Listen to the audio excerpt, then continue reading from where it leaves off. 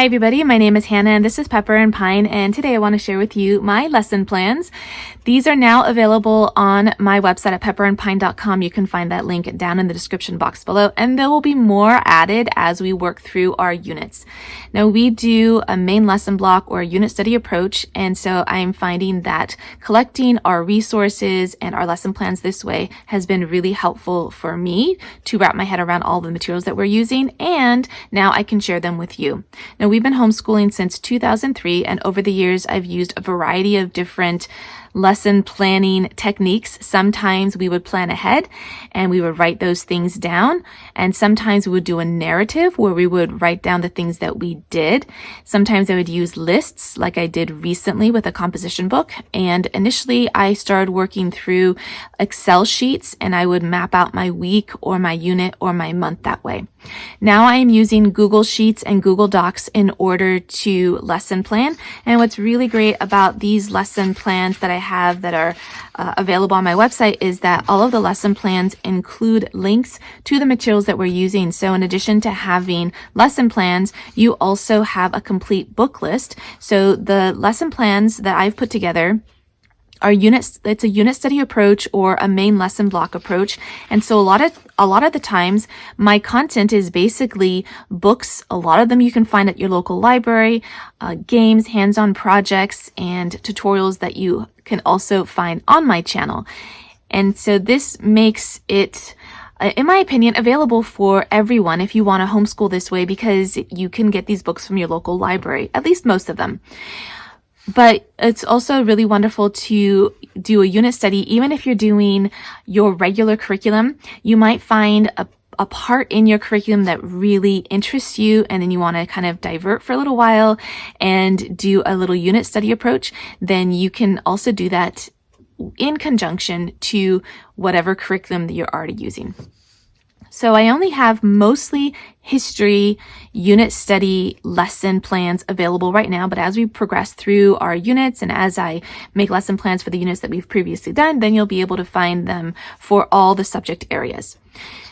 My lesson plans also come with some information at the beginning of your lesson plans to explain how I homeschool, how to use these lesson plans, how to use the links, why the links are included, why all the grade levels are included within the lesson plan, because it gives you a little insight on the way that we do our homeschool, which is generally for multiple grades, multiple abilities, multiple interests at one time. But while we will do maybe the same content for all the kids, each child is actually producing work that's grade level and appropriate for their developmental stage. And so I explain that at the beginning of each of these lesson plans so that you have an understanding of why there's so much material within each of these lesson plans.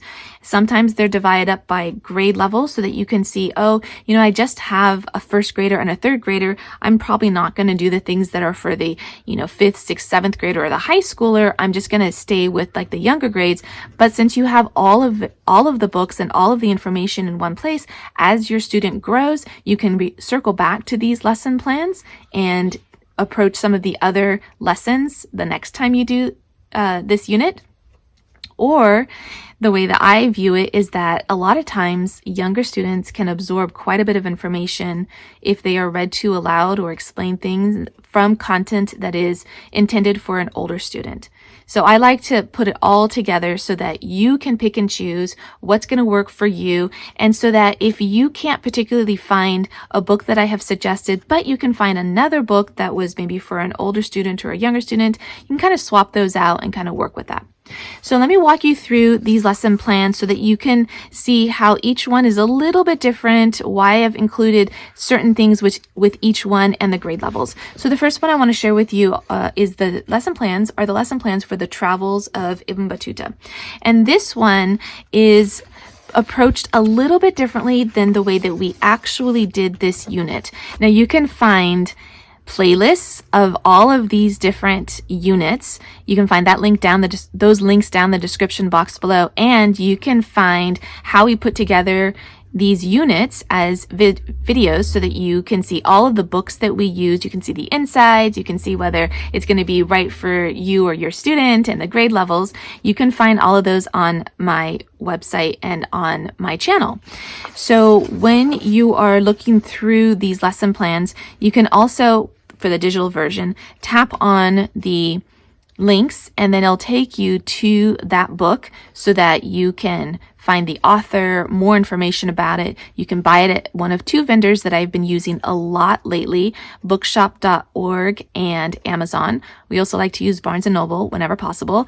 And also, of course, your local library and thrifting books. I like to do those things as well. However, I don't use the local library quite as often anymore simply because I source a lot of different books, and sometimes by the time they all come in at different times, they are not quite ready for us when we're ready to do our unit, or we have to return them by the time we get started. So I prefer just owning the books that we're going to use for our units, and I like to scour the thrift shops for books as well. That way we can have them in our own home library, ones that you would typically find in a library. And so that's just my personal philosophy on the books that we're using for our unit studies. So for the Ibn Battuta unit study lesson plans, what I have is a week at a glance. So all of the lesson plans, you're going to be able to see the entire week on one sheet, which makes it really easy. Most of us do a 4 or 5 day school week, and all of my lesson plans are set up for a 5-day week. However, all of the days and dates are left blank so that you can fill them in. For some of the lesson plans, I give information about each of the picture books that we have included or each of the resources that we have included within the lesson plans. This is so that you can get a preview of the book so that if you don't own the book, but you're like, oh, I'm not sure I actually want to buy that one, or I don't know if I want to pick that one up from the library, at least you're given a really short summary about that book, and then you can decide whether you want to include it within your unit study or main lesson block. I also include the grade levels on the side of the lessons or on the side of the lesson plans. That way you can also decide whether or not you want to source those books. Now, I have been homeschooling for a while, lots of different grade levels. So we have amassed books from kindergarten all the way through high school. And when I'm putting together a unit, I'll pull all of those books together, regardless of the grade level.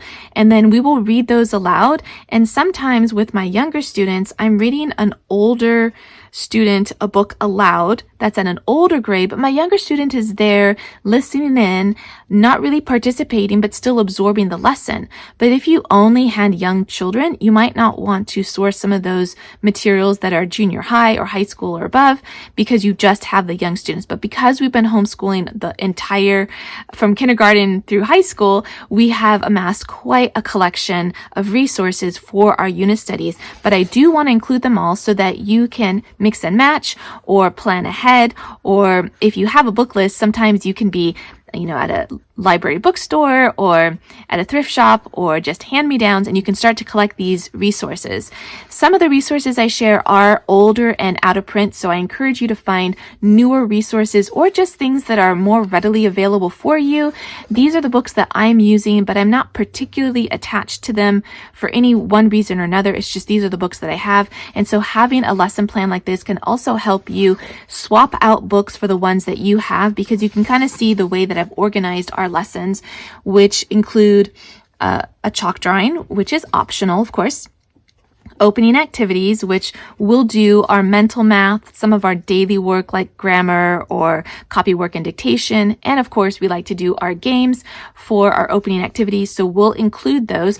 But for the lesson plans, I usually just include a game as part of my opening activities, but you can mix it up however you'd like.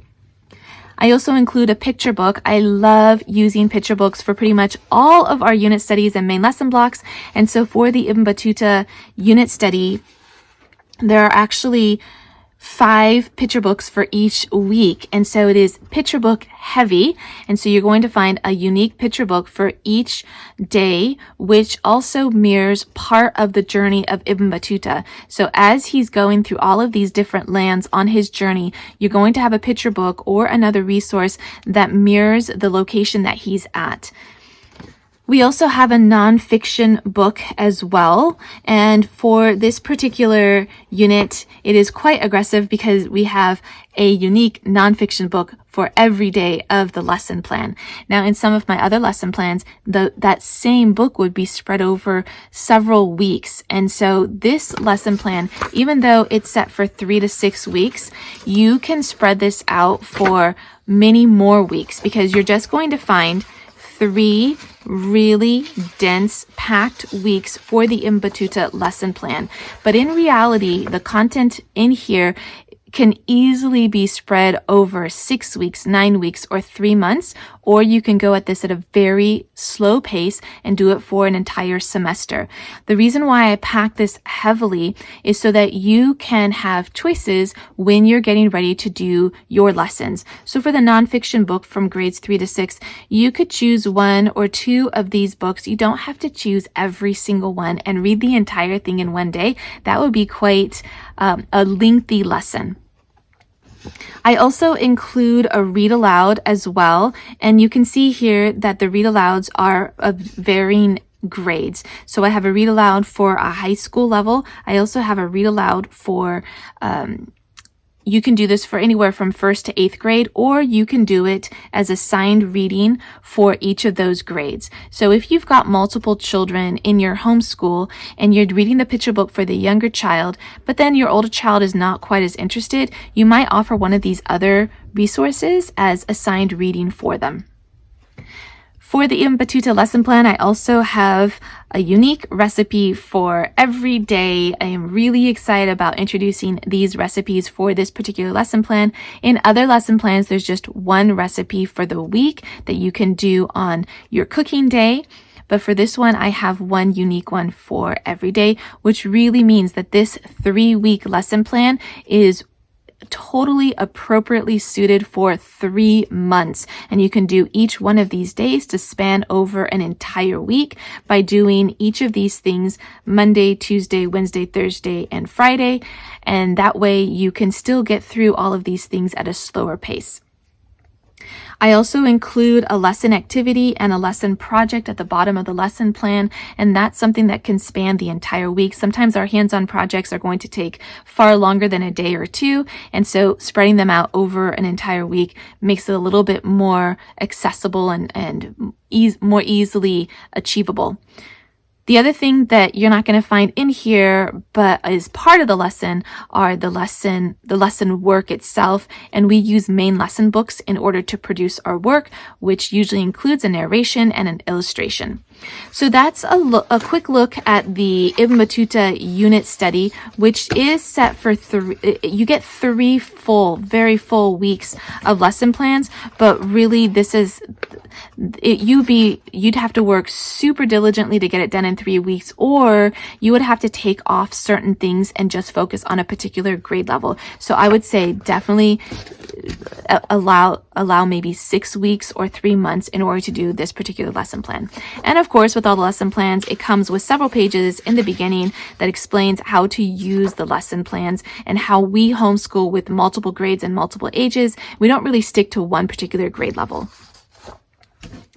Okay, so let's look at our Alaska and Arctic unit study lesson plans. These are going to be a little bit different. This one is more of a science, geography, history unit study. Again, you're going to have several pages in the front that include how to use the lesson plans. I just have one printed off here, but you're going to be able to find more of them with this product. This one is set for 6 weeks.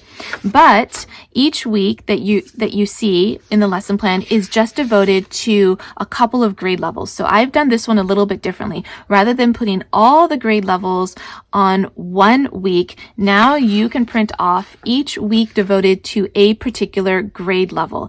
So the first one, I'm sorry, I said this was 6 weeks. It's actually only 2 weeks. So you have this is a 2-week lesson plan, but you're going to find all the grade levels in this 2-week lesson plan. With all of my lesson plans, I include all of the grade levels within the single lesson plan. You don't need to buy lesson plans just for a particular grade. You just buy one lesson plan, you get all of the grades.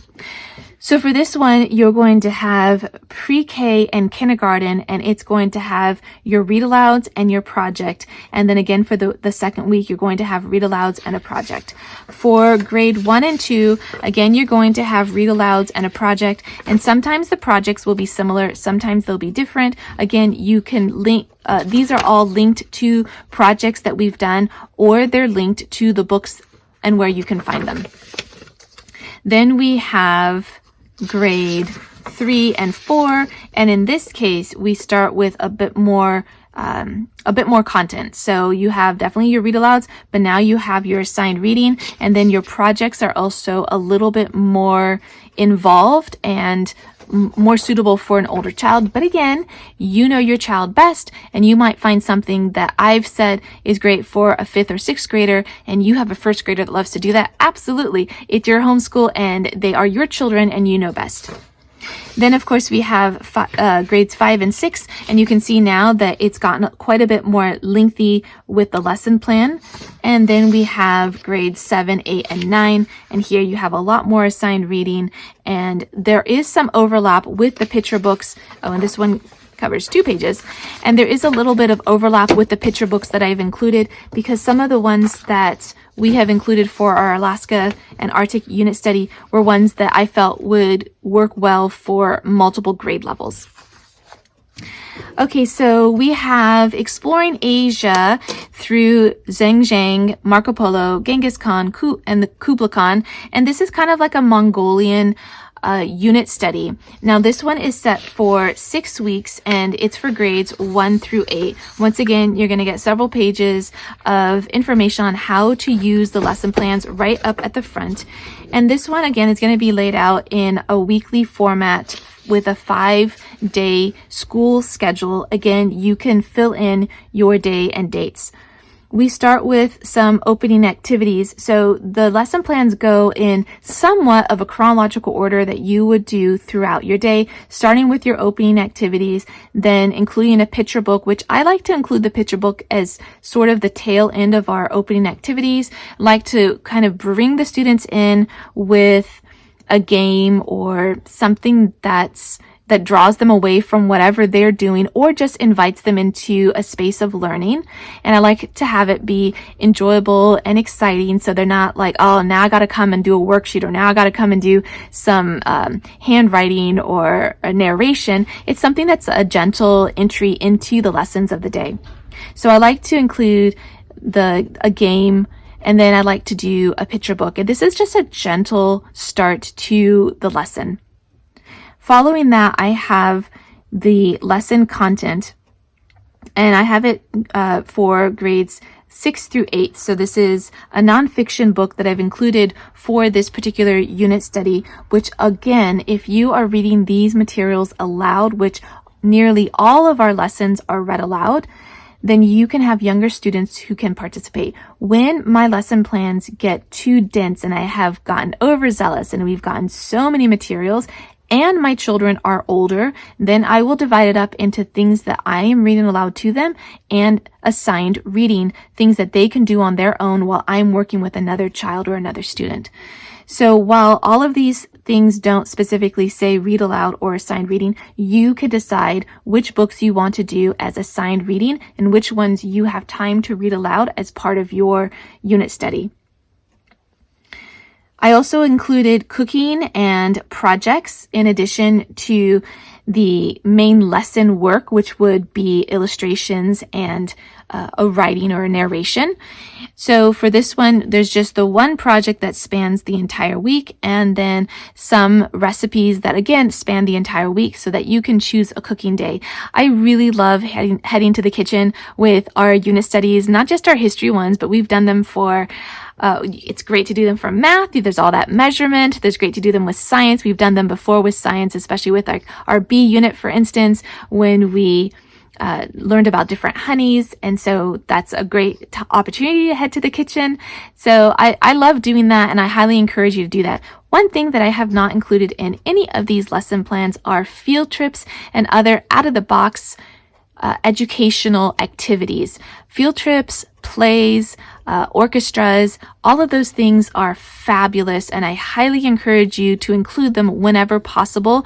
We have done them in the past, but we haven't done them so much recently. And also, I'm recording this hopefully at the tail end of COVID, and so a lot of things have just been either closed or their accessibility has been a little bit changed in this past year and a half. And so that we haven't had quite as many opportunities to do the field trips, but I highly encourage them, especially nature walks for your science units.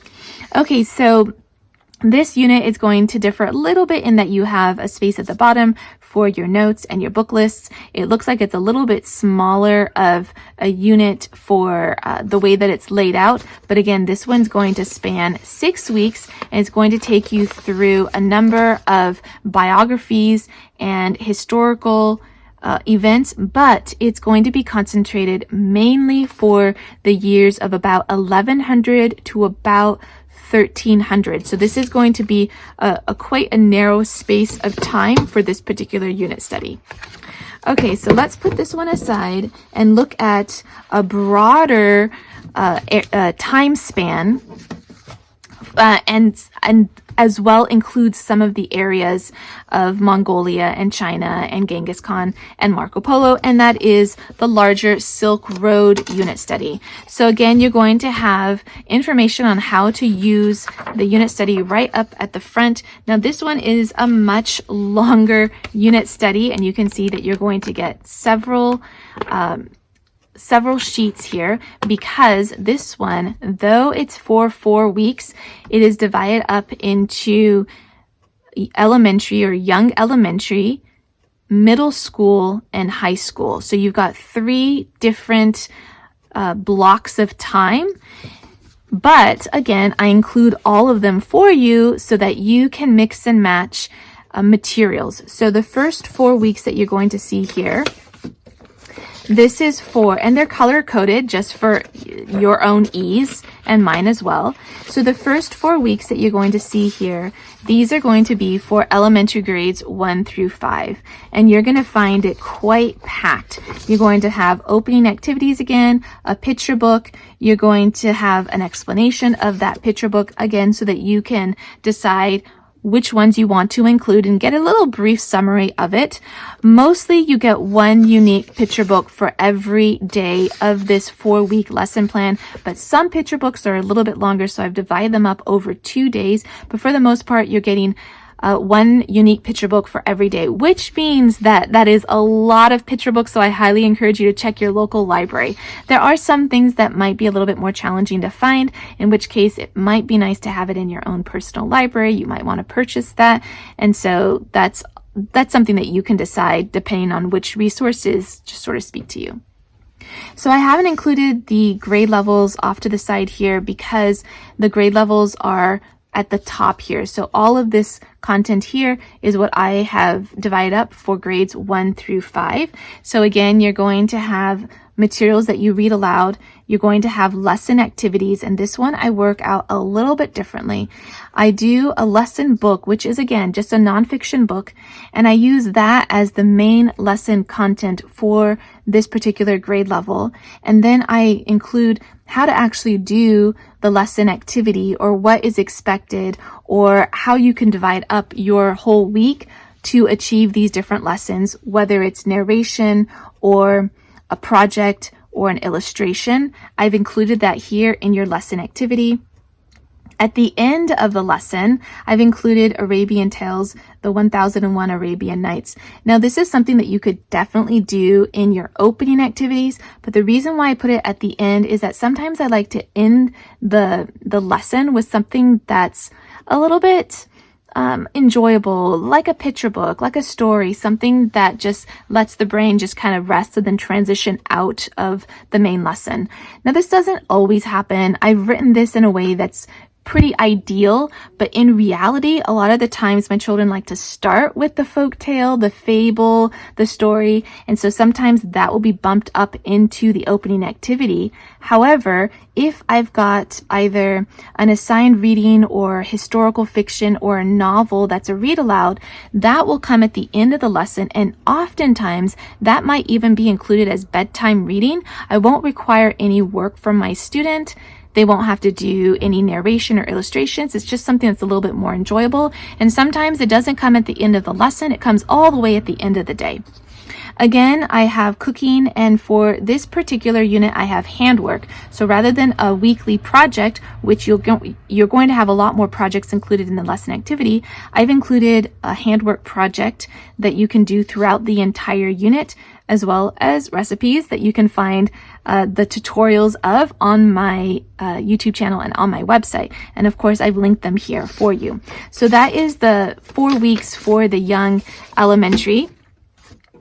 Then you're going to have 4 weeks of middle school, and this is going to be similar in format to the younger grades, but you can see here that we've included more content for the weekly content, including media, which is super new for me. I don't usually include videos or documentaries, but in this case we did get a DVD to go along with this Silk Road unit, and I have included that here. We really enjoyed it. It wasn't quite what we were expecting, however, we really enjoyed it, and so I wanted to include that here in case you wanted to either watch the same documentary or just include a documentary into your unit. But I did just put it for the older grades. You can use your best judgment whether you want to introduce that media to the younger grades.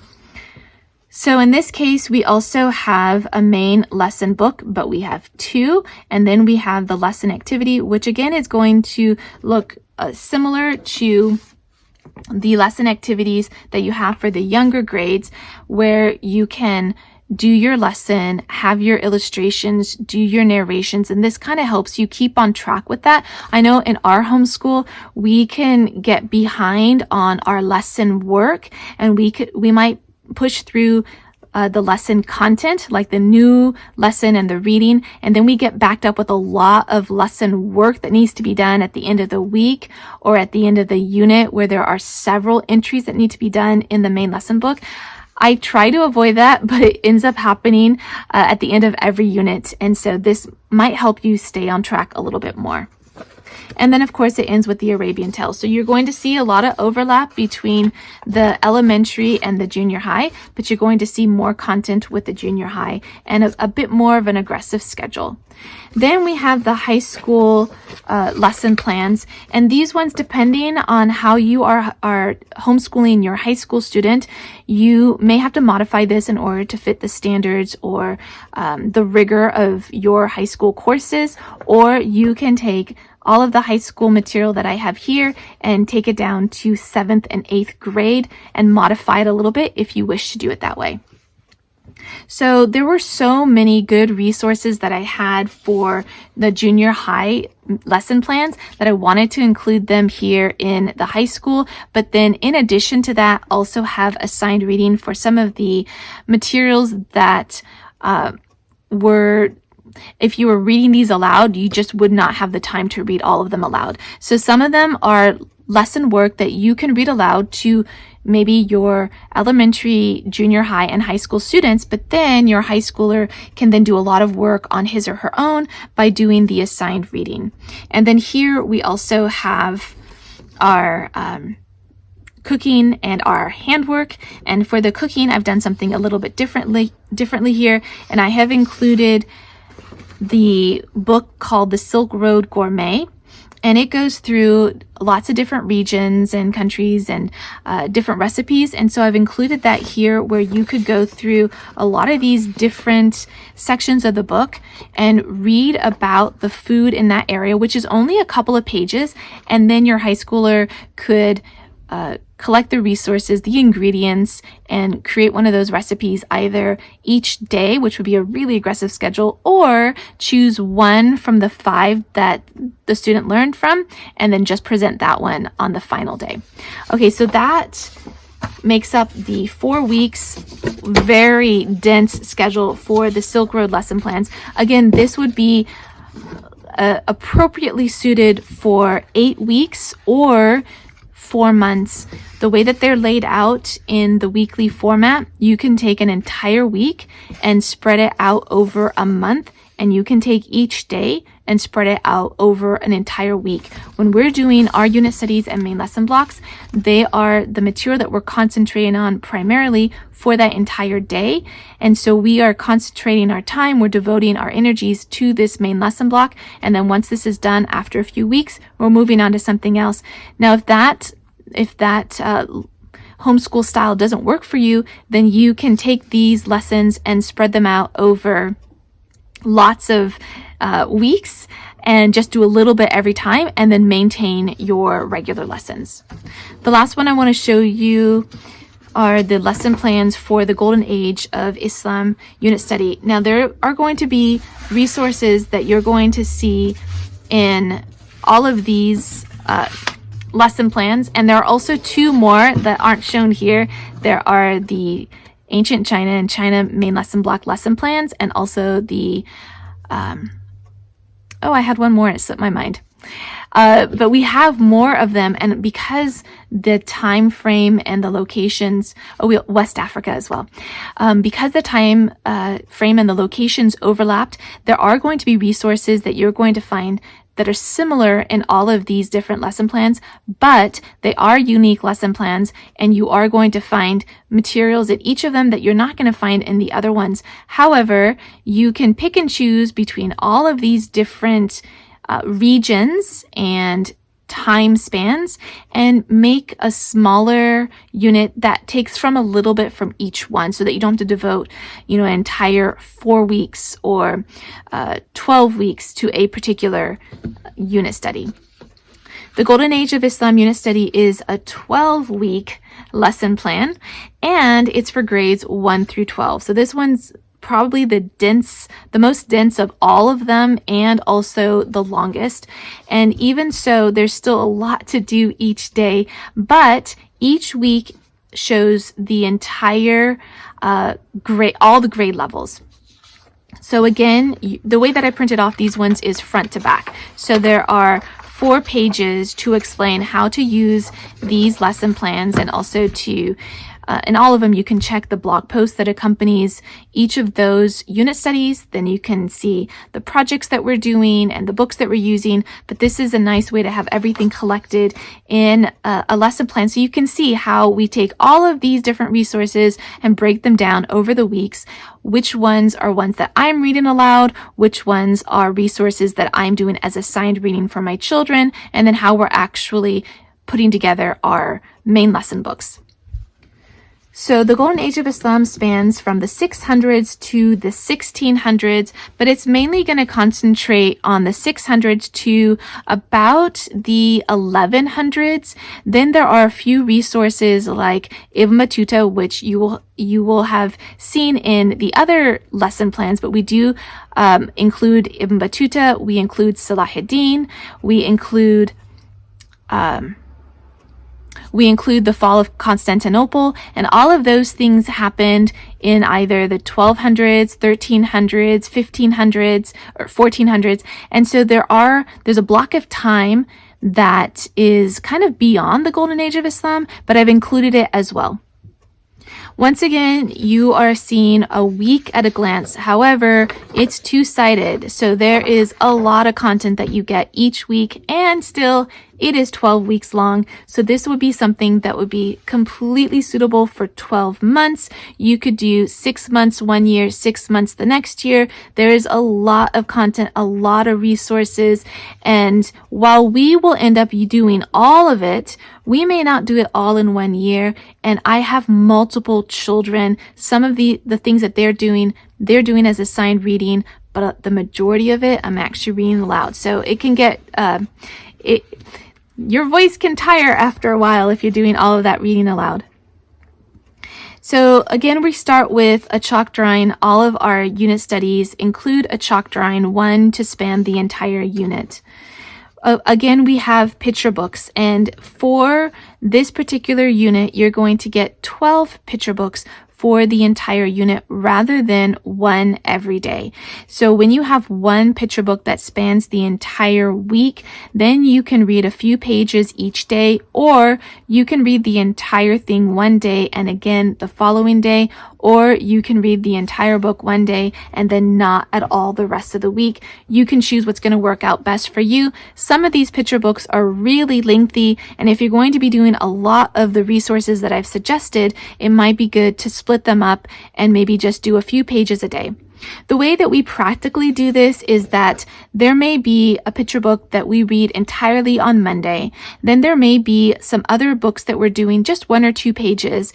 And then there may be a read aloud that we maybe don't do that first day because we run out of time. But the following day, we wouldn't have that picture book anymore, so we might have more time to do the read aloud, or maybe in the case of this particular unit study, the read aloud was so interesting and rather quick. We ended up reading the entire thing within 3 days, even though it was scheduled for 3 weeks. And so sometimes that happens, and then we have time to get caught up on the other lessons that we kind of, put aside because we were so enthralled in one book, or you can just, do a few pages or a few chapters every day just to stay on track.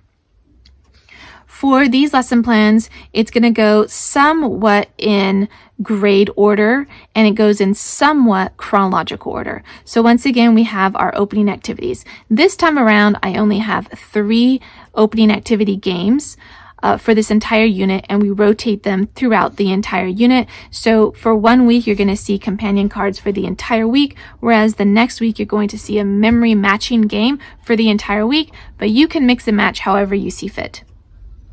We also divided up the different lesson activities on the side here with different kind of general topic areas. We have the Islamic world, we have the mosque, we have Islam, we have the Prophet series, and then we have folk tales. And of course, read aloud. And that makes up your elementary grade levels. However, there are more specific grade levels for each of these different topic areas, so that if you only have, say, a kindergartner and a first grader, you might just do the picture book and the read aloud, maybe the folktale, and that would be it for your unit. If you have an older student, then maybe you would go into some of the other resources that I've suggested.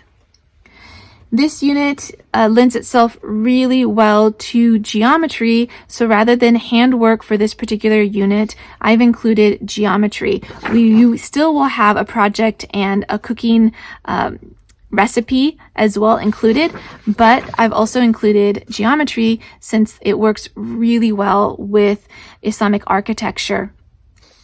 So for the geometry, I've divided up into 2 different grade levels. We have grades 5 through 8, and then we have high school, so 9 through 12th grade.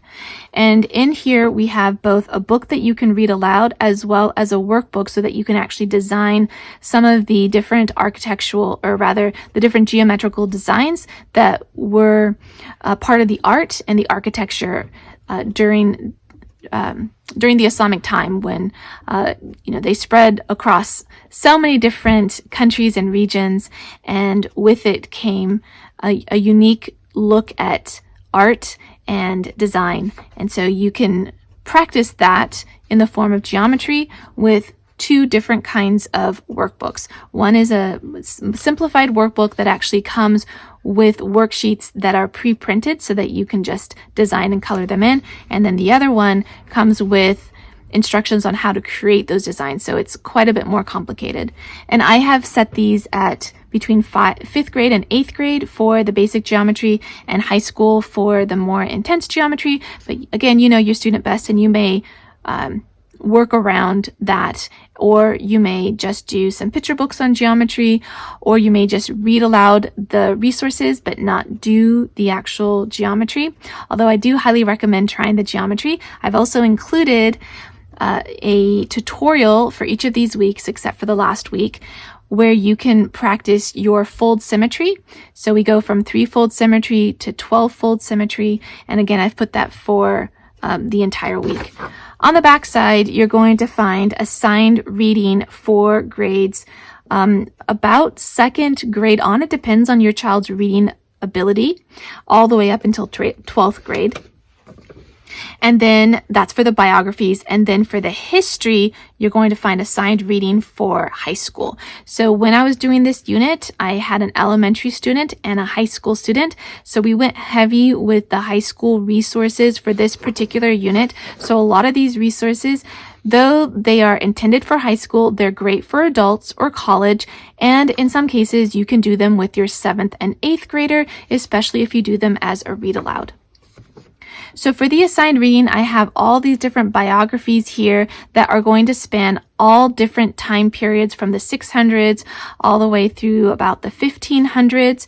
And so they're divided up by grade level from young elementary to middle elementary, and then 7th, 8th, 9th, 10th, 11th, and 12th grade. So there are a lot of resources here, which of course, if you've got a 7th grader, you're sticking pretty close to the lesson plan, you'll still be able to use these the following year if you decide that you want to approach this unit again and still have these other resources available for your student.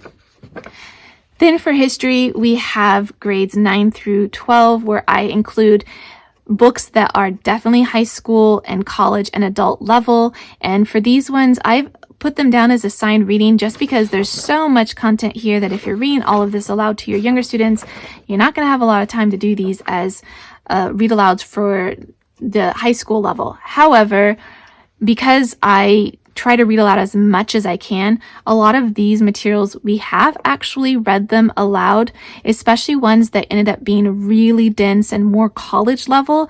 If I really wanted my student to absorb the information, we would read them aloud together. Sometimes he would read them aloud and I would listen, or I would read them aloud and he would listen.